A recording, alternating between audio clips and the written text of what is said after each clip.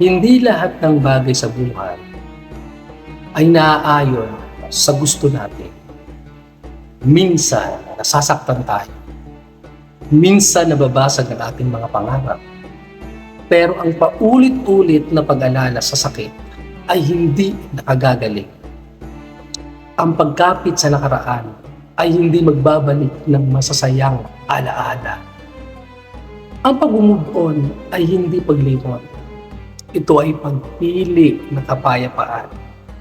Pagpili na mabuhay, magbago, at muling yumiti. Okay lang umiyak, pero huwag manatili sa luha.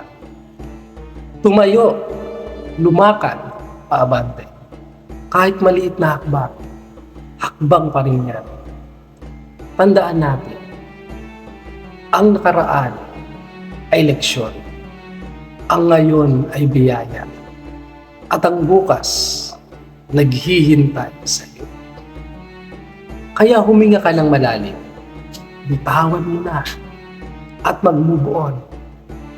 Hindi dahil madali, kundi dahil karapat dapat kang lumaya.